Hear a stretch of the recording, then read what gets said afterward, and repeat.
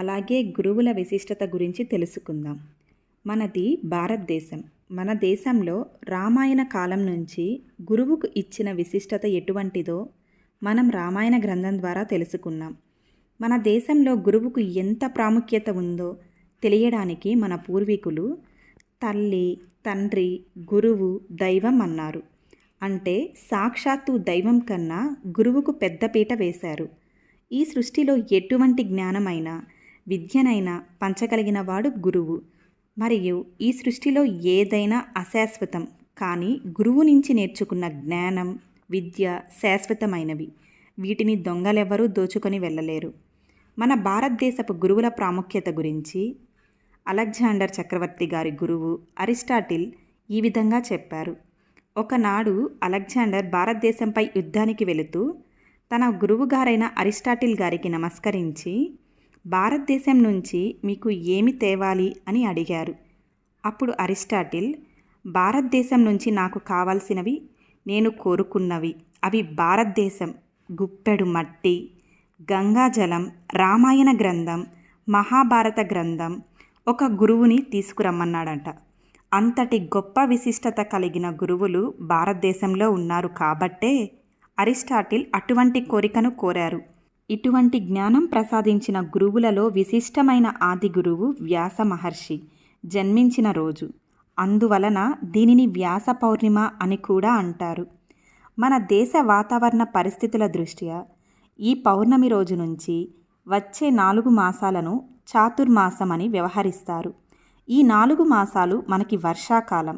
అందువల్ల గురువులు తమ పర్యటనలను వాయిదా వేసి ఒకే దగ్గర తాత్కాలికంగా నివాసం ఏర్పరచుకునేవారు.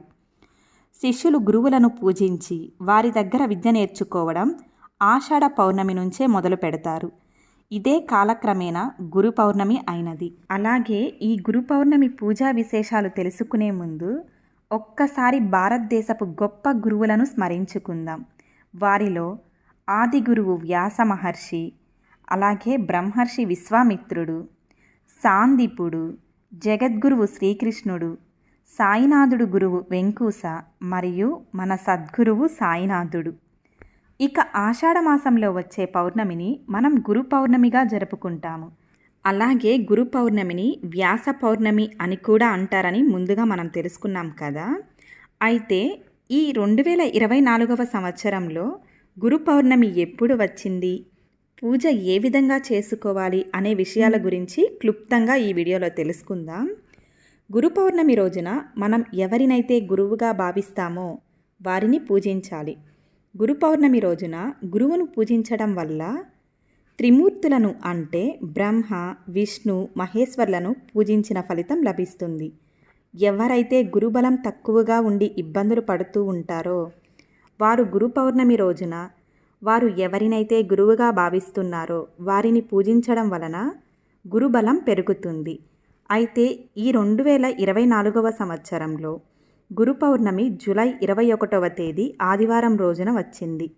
మనం ప్రతి పండక్కి ఎలాగైతే ఇల్లు వాకిలి శుద్ధి చేసుకొని తలంటు స్నానం చేసి వాకిట్లో ముగ్గులు పెట్టి గడపను పూజించి పసుపు కుంకుమతో అలంకరించుకొని అలాగే వీలైతే మామిడి తోరణాలు కూడా కట్టాలి.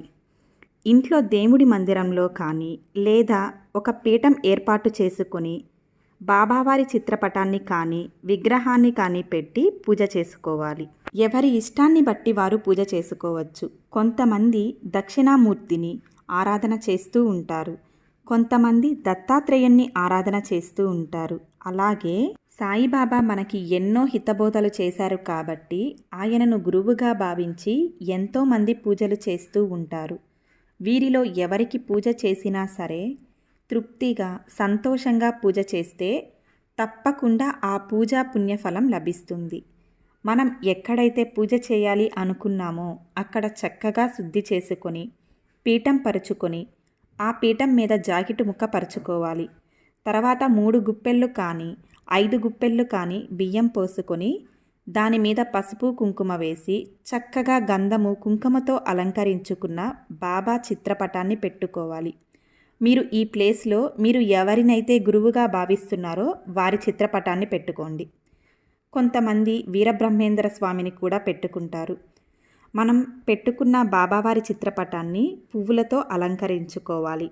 అలాగే బాబావారికి గులాబీ పువ్వులన్నా తెల్లని పువ్వులన్నా ఎంతో ప్రీతికరం కాబట్టి బాబావారి చిత్రపటాన్ని చక్కగా గులాబీలతో అలంకరించుకోవాలి. మనం ఏ పూజ చేయాలి అన్నా, ఏ వ్రతం చేయాలి అన్నా ఎటువంటి విఘ్నం కలగకుండా ముందుగా ఆ విఘ్నేశ్వరుడిని పూజించాలి. విఘ్నేశ్వరుడి ఫోటో కానీ లేదా విగ్రహం కానీ లేదా పసుపుతో చేసుకొని పూజ చేసుకోవాలి. గణపతికి షోడశోపచార పూజ కూడా చేసుకోవచ్చు. గణపతికి దీపధూప నైవేద్యాలు సమర్పించాలి. దీపారాధన చేసి దీపానికి కుంకుమ అలంకరించి పుష్పము అక్షింతలు సమర్పించాలి. గణపతికి ధూపం చూపించి చిన్న బెల్లం ముక్కను కానీ లేదా ఒక పండును కానీ నైవేద్యంగా సమర్పించి కర్పూర హారతి చూపించాలి. గణపతిని పూజించిన తరువాత బాబాని పూజించాలి. చేయాలి అనుకున్న వారు బాబాకి పంచామృత అభిషేకాలు చేయవచ్చు, లేదంటే నార్మల్గా పూజ చేసుకోవచ్చండి. అభిషేకం అనేది మనసుకు ఎంతో ప్రశాంతతను ఇస్తుంది. మనం ఎంత పూజ చేసినా సరే అభిషేకం చేసిన రోజున ఇంట్లో ఎంతో ప్రశాంతంగా ఉంటుంది, పాజిటివ్గా అనిపిస్తుంది. అందుకే అభిషేకం అనేది చాలా మంచిది. పంచామృతాలైన ఆవు పాలు, ఆవు పెరుగు, ఆవు నెయ్యి, తేనె, పంచదారలతో అభిషేకం చేయాలి. ఏ దేవతామూర్తులకైనా అభిషేకం చేసేటప్పుడు ఎంతో ఆనందంగా అనిపిస్తుంది. అభిషేకం జరిగే సమయంలో ఆ దేవతామూర్తులను చూడటానికి మన 2 కళ్ళు సరిపోవేమో అనిపిస్తుంది. బాబాకి శనగల మాల సమర్పించినా కూడా చాలా మంచిదండి. గురు పౌర్ణమి రోజే కాదండి, గురువారం రోజైనా లేదా బాబాకి మనం ప్రత్యేకంగా ఏదైనా పూజ చేసేటప్పుడైనా ఎప్పుడైనా శనగల మాల సమర్పిస్తే చాలా మంచిదండి. గురు పౌర్ణమి రోజున ఇలా తెల్లవారుజామునే పూజ చేసుకొని గుడికి వెళ్ళి బాబాని దర్శనం చేసుకుంటే చాలా మంచిది. బాబా గుడిలో గురు పౌర్ణమి నుండి వరుసగా 3 రోజులు ప్రత్యేకంగా పూజలు చేస్తూ ఉంటారు. ఒకవేళ గురు పౌర్ణమి రోజున వెళ్ళి బాబాని దర్శనం చేసుకోలేని వారు తరువాత 2-3 రోజులు కూడా వెళ్ళి బాబాని దర్శనం చేసుకోవచ్చు. ఇలా అభిషేకం చేసిన తరువాత అభిషేకం చేసిన పంచామృతాలను ఇంట్లో అందరూ స్వీకరించాలి. తరువాత బాబాని చక్కగా శుద్ధి చేసుకొని పూజలో పెట్టుకోవాలి. బాబాని చక్కగా గంధము కుంకుమలతో అలంకరించుకొని పీఠం మీద పెట్టుకొని పువ్వులతో అలంకరించుకోవాలి. తరువాత పువ్వులతో పూజ చేస్తూ బాబావారి అష్టోత్తరాలు, బాబా చాలీసా అలా మన వీలును బట్టి మనకి ఏది చదవాలి అనిపిస్తే అది చదువుకోవచ్చండి. ఒకవేళ ఏమీ చదవలేము అని అనుకునేవారు ఓం సాయినాథాయ నమః అని కానీ లేదా ఓం సాయి శ్రీ సాయి జయ జయ సాయి అని కానీ చదువుకుంటూ పూజ చేసుకోవచ్చు. కొంతమంది వారి వీలును బట్టి గురు పౌర్ణమి రోజున భజన పెట్టిస్తూ ఉంటారు. అలా భజన పెట్టించినా కూడా చాలా మంచిదండి. గురు పౌర్ణమి ఎంతో పవిత్రమైన రోజు. అందుకే చాలామంది ఆ రోజున సత్యనారాయణ స్వామి వ్రతం కూడా చేసుకుంటూ ఉంటారు. గురు పౌర్ణమి రోజున ఉపవాసం చేయాలి అనే నియమం అయితే ఏమీ లేదండి. ఎందుకంటే బాబాకి ఉపవాసాలనేవి అస్సలు నచ్చవు. ఉపవాసం ఉండి మనలోని ఆత్మని క్షోభ పెడుతూ పూజ చేస్తే బాబాకి అస్సలు నచ్చదని చెప్తుంటారు. అసలు బాబా 9 గురువారాల వ్రతంలో అయితే ఒక లైన్ రాసిపెట్టి ఉంటుందండి. ఉదయాన్నే తినేసి పూజ చేయాలి అని రాసిపెట్టి ఉంటుంది. అందుకే ఆ రోజున ఉపవాసం చేయాలి అనే నియమం అయితే ఏమీ లేదు. కానీ మనం పౌర్ణమి రోజున కానీ సపరేట్గా పీఠం పెట్టి పూజ చేసుకునే రోజున కానీ నాన్ వెజ్ తినకుండా ఉంటేనే మంచిది. బాబాకి సంబంధించినవి ఏవైనా చదువుకుంటూ చక్కగా మల్లెపువ్వులతో పూజ చేయండి. గురు పౌర్ణమికి ఎలాగో మల్లెపూలు వస్తూ ఉంటాయి కదా, జాజిపూలు కూడా వస్తూ ఉంటాయి కదా. బాబాకి సువాసన ఉండే తెల్లటి పుష్పాలంటే ఎంతో ప్రీతికరం. అందుకే వాటితో పూజ చేయండి. అలాగే ఈ రోజున దాన ధర్మాలు చేస్తే చాలా మంచిది. ఎందుకంటే బాబాకి దాన ధర్మాలంటే ఎంతో ఇష్టం. ఈ రోజున దాన ధర్మాలు చేయటం వలన మనకి బాబావారి అనుగ్రహం తప్పక పొందవచ్చు.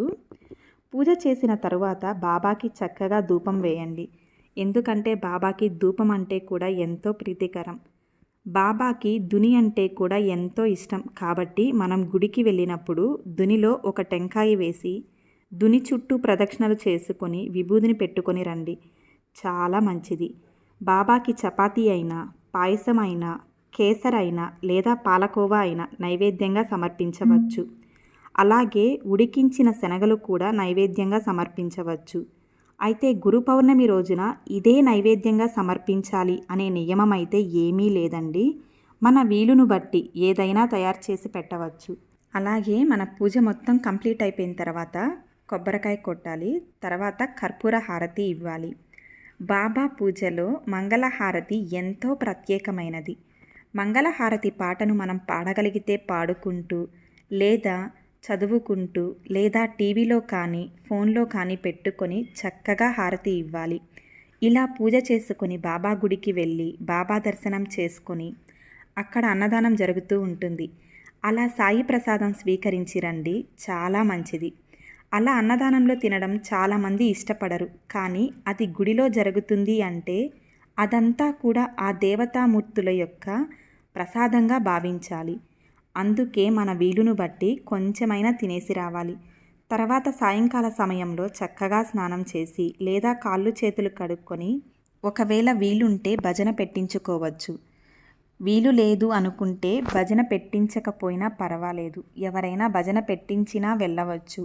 లేదంటే బాబావారి అష్టోత్తరాలను చదువుకోండి. పూజ అనేది మానసిక ప్రశాంతతను ఇస్తుంది. అలాగే ఆత్మవిశ్వాసాన్ని పెంచుతుంది. మనం ఏ పూజ చేసినా సరే ఇంట్లో ఎంతో ప్రశాంతంగా ఉంటుంది.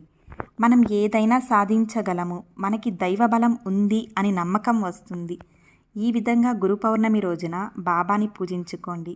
మీకు ఆ బాబా ఆశీస్సులు ఉండాలని మనస్ఫూర్తిగా కోరుకుంటున్నాను.